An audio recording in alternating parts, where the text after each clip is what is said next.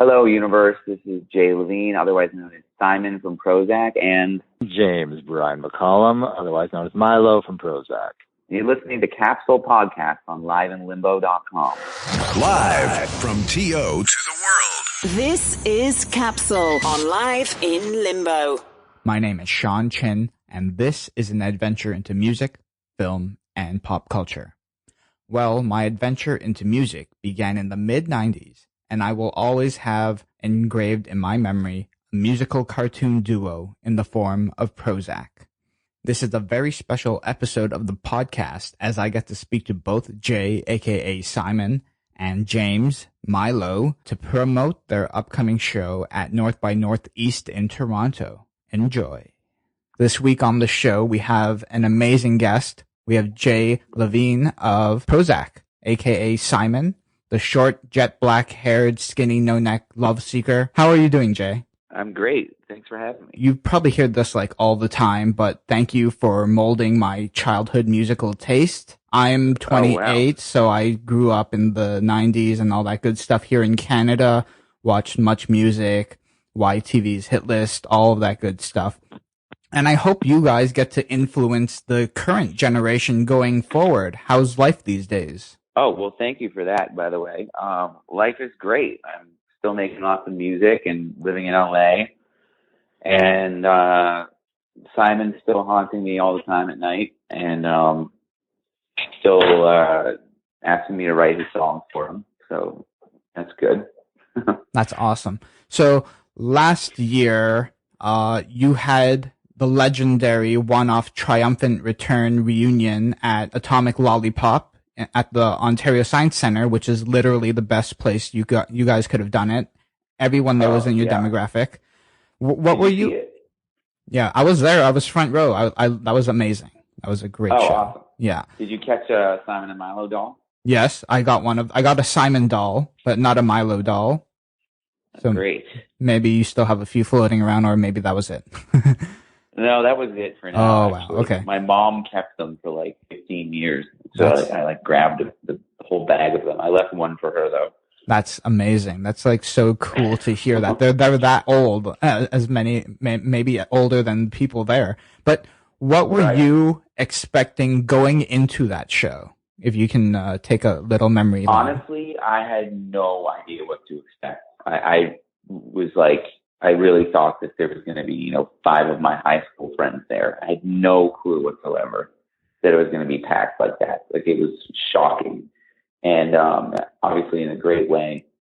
And, it was such an honor because, when you're doing a project in the beginning, like it's kind of business. I mean, you're still passionate about it. You still create something that's close to your heart and all that. But, it's like, is this a hit? And it's going to be, on the radio and all this stuff. But 15 years later, or even more than that, you have other careers and you have other music projects that have had some good wins in your life, and you do other things. So the fact that we just got to go on stage and enjoy that without any of the other crap was amazing. Just a once in a lifetime experience. Well, hopefully not once in a lifetime, because we're going on tour again. Yeah. And it's just so much fun. It's just, we're not doing it for any other reason than, we love the music, and it's really fun. Mm-hmm. And well, it was 100% jam packed. I was right at the barricade at the front, and it was there was so much people that even the fire marshals were threatening to shut down the whole thing, if you remember. I remember. When you guys were performing on stage and you could see the fire marshal calling you out, what was going on through your mind? Well, I couldn't see the fire marshal, okay. But I heard rumors of the fire marshal. What was going through my mind is, like, it sounds like we're in Spinal Tap or something. It's like the exact cliche of having a concert so big that they have to shut it down. It was hilarious. No, but I was so grateful and honored to have that experience, and especially just getting right on stage and hearing everybody like sing back "Strange Disease" was mind blowing. Like, they were louder than us, and it was a great experience. Did you get a chance to talk to any of your fans either before or after that show? Yeah, we stayed for hours. We met everyone who wanted to wait in line and meet with us, and it was just great. I mean, I didn't know that we had such an impact on that age group who now really, I guess, 25 to like 35. Oh, absolutely. And that's really, really a great thing. And so we're looking forward to doing this tour because we only did that in Toronto, obviously. And that Atomic Lollipop thing was great because I think that taps right into the kind of person who, gets what we do. For sure. And did you, after that show, did you hear any comments from the fans? Like, did anything really set a spark? It's like, this is not just a one-time thing, but we can keep doing this. Did any a comment from the fans really trigger that? Well, maybe. I mean, we sort of put the feelers out to see if there was interest in it, really only because we had such a great time that I came back to reality and I was like, I want to do more of that. Nice. But what we really learned from the fans is we had this big Q&A thing at the Science Center the next day at APOP. And what was fascinating was hearing everyone's take on, the different phases in the character design and the different phases in music and people's favorite songs and the ones that spoke to them and the ones that, didn't. And we changed the artwork on the third album. Yeah, and, Cruel World, yeah. Yeah, and although a lot of people liked a lot of the music on that, we sort of messed with a really good, character design, which happened by chance when it started, but it really, that's what people associate with that voice and with this songwriting style and all that stuff. So we definitely learned that, to stick with what the original character design was, and a lot of fans were speaking about that. Absolutely. Which is really cool. So, yeah. So at Atomic Lollipop, you actually debuted a brand new song, "Baby, I Need Your Love." You performed that live. I think that blew everyone's mind because everyone was just karaokeing the whole time, and then you released this really catchy, kind of deep but still true to the Prozzak vibe, "Baby, I Need Your Love." And then that shortly became a single. I think that was premiered on CBC Music. What was the reception to this song? Oh, it was great. Everyone was blown away, I think, and we were too. We have a new one actually coming out that we're going to play in Toronto, called "Love Fools Anonymous," based on a true story of Simon going to a codependency support group. Everything's kind of true. But no, it was great to hear everyone liking the new stuff. And we had that hook for probably 15 years. Too. Yeah, I was gonna sitting there waiting to use it. That's exactly what I wanted to ask you. How much of this new material has been waiting for that amount of time, and how big is this plate of material that you have? Is it huge? Well, James and I, we used to develop artists together. And we used to write songs together all the time for many projects. So we actually, it's been a long time. So James and I live in different cities now. And, that one hook has been there forever and we've always wanted to use it. So that was a perfect time. But the brand new stuff is brand new. And we're writing an album over the summer, which is all fresh stuff. Oh, there's Milo. Milo? Hello. James, how are you? Milo. I'm good. Sorry about that. I was just driving through traffic. No, that's fine. That's real life. Jay and I were just talking about the Atomic Lollipop event last year, how amazing that was, and leading up to all the new material. Incredible. Very incredible. Yeah. And you had confetti and all of that. Yeah, I don't know what was better. I think performing with people dressed up as Simon and Milo that came on stage, it was a nice surprise. Oh yeah, that was confetti. Great. The confetti cannon was definitely a nice surprise. Whose idea was that? Whose idea was that? I'd give it the organizers of Atomic Lollipop, Elliot Coombe. Yeah, they were great. He was amazing. His whole team were incredible, really creative, and made the whole thing really cool. Absolutely. But the fans, definitely made the whole event like over the top. Awesome. So James, since you just joined, I would like to ask you so now we came up to current date Prozzak, where are Simon and Milo in their journey right now? Where do we pick up of? Well, I don't know what you think, Jay, but I mean, life is a cycle, and I think we've gone through a lot. I know, there's been love, there's been loss, that's been like an ongoing cycle. Well, I can tell you that. Yeah, where's Simon at? Simon is in a period of his life where he's going to crazy support groups for codependency and love addiction. Does he ever find true love? Well, I don't know about you, but I mean, I'm getting to that age where you got to look at yourself and what your mistakes and how you can improve them. So, hey, I'm definitely there with Simon. But, so I guess that leads nicely to our new single, Jay. Well done. Do you want to talk a little about the new single that you just mentioned, Jay? What's the background behind it? You said it was based on real life. So it's the story of Simon being at a love addict anonymous meeting, and like basically all you can think about is like hitting on one of the females across the room. So it's kind of like not working. That's the story of that. But song. In a way, it's it did true. work. It's actually happened. Oh my God, that's hilarious. It happened in so you guys County. will actually so it's be Love Fools Anonymous. Love Fools Anonymous. When can we expect that to be released? That is coming out on the 17th, I believe, of this month. Okay, so that's the day right before your North by Northeast performance at the Phoenix, which is on June 18th. Yeah. Oh, that's a great time. Why did you guys choose North by Northeast to have this comeback? They chose us. They chose us. I mean, we are grateful, but we wait to be chosen. Okay, that's really cool. Just like Atomic Lollipop. Exactly.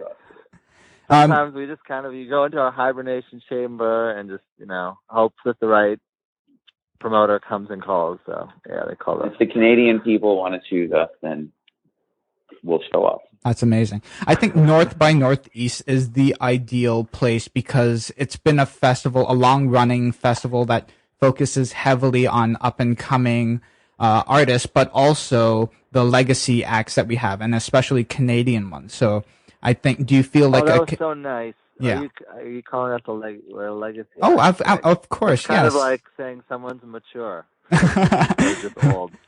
I was telling Jay before, you guys helped mold my musical playlist and taste that I have today. So, yeah. Oh, that's awesome. Really? That's cool. So taking a step back and looking at the musical landscape as a whole, where we left off with you guys was in 2005, and that was the world was still in a techno kind of phase, and then we moved more into a punk music with like Green Day, and then pop with like Taylor Swift and Adele. But in the last few years, electronic music has resurfaced, and more specifically stuff like EDM. Where do you see the industry going right now, Jay? The industry? Well, things go in cycles. Dance music tends to always come back huge and then go away a little bit. Like, I have no idea. I mean, obviously hip hop's the biggest thing in the world. And I don't think that's going anywhere. And there's a lot of creativity and great artists in that space. And there's just, you never know when someone's going to do something genius that just, pops up on the internet that has totally changes the music business and makes everyone turn their heads. And, it's probably nothing that's being done by labels or anything like that right now. So that's what's really exciting about the time we live in. But I don't think anyone can predict it, style-wise at least. And James, for you, so when we left off with you in 2005, there was no real like streaming or downloading of MP3s and stuff. We still had the vinyls and CDs, but now we have all of this. Where are we now? How does this affect Prozzak? Well, let's just say, for our new single, we're not out there printing thousands of CDs for our show. That's, I think, the short answer. Yeah, it's like, and I have to say, Spotify, like services like Spotify, I think are amazing in general, just on their, like, how, it's a great way to interact with music and kind of get new recommendations.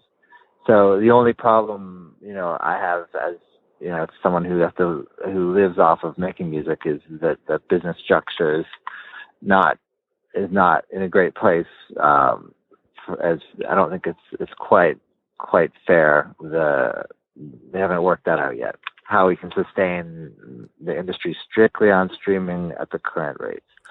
But yeah, still, I think it's it's the way forward for me, for sure. Milo is the character who can always fix a situation. How would Milo fix that music industry model that you were talking about? How could it be a better? That's a great question, James. I can't wait to hear this answer.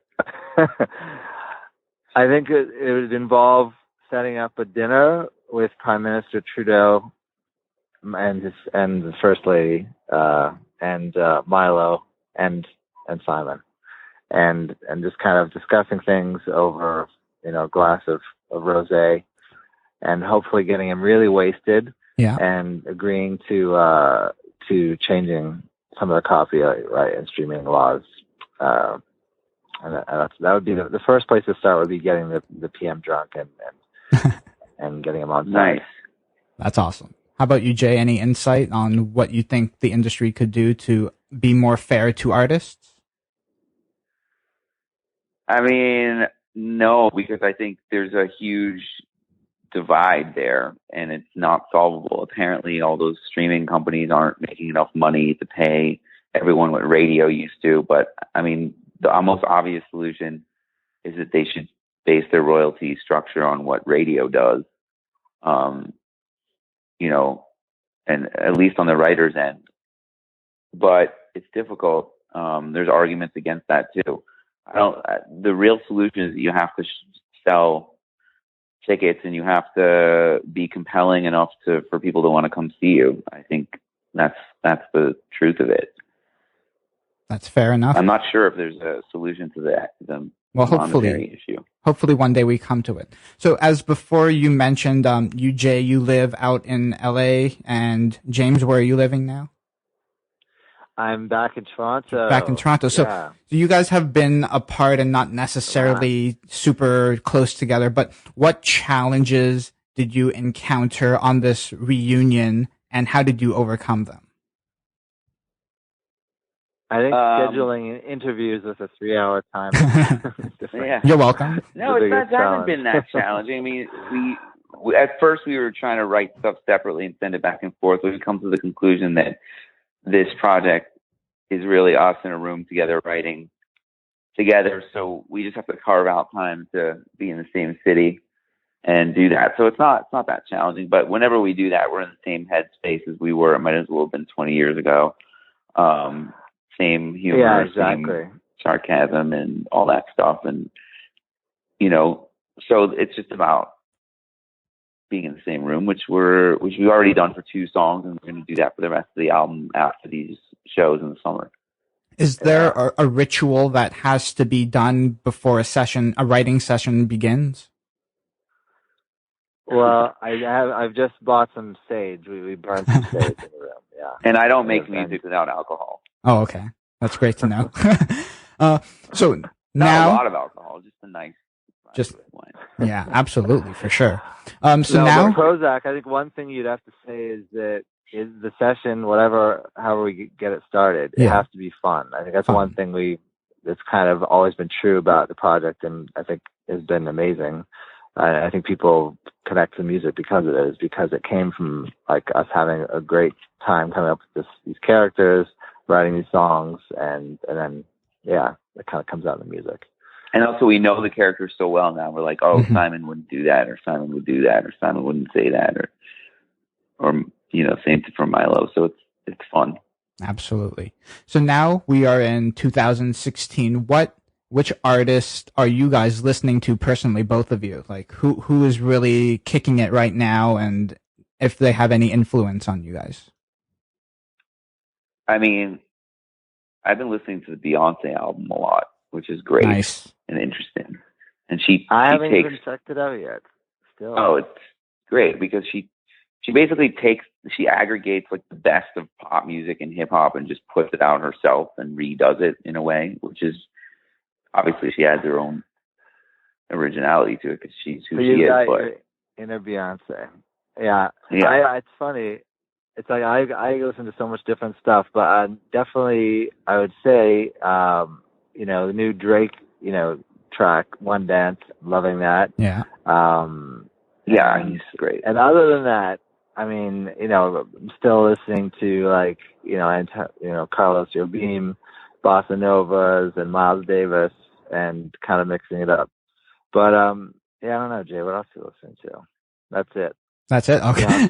Well, it sounds like there's a lot of. Also, I listen to the new music playlist on Spotify, and without even knowing what I'm listening to all the time, there's just so much interesting stuff out there from people I don't even know their names of. So that's really cool to do that every week. Cool. You know what I have to say? I have to give the new Radiohead album. Oh yeah, absolutely. I love them, and they always. I don't think they've really ever disappointed.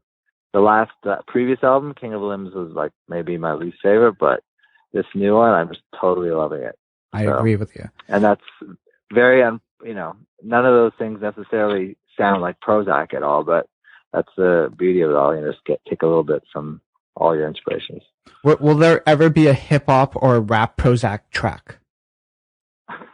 Then we try. No. I think we already tried. Yeah, we always try, and it always is the worst thing ever. We're not cut out for that. Featuring Beyonce. Come on.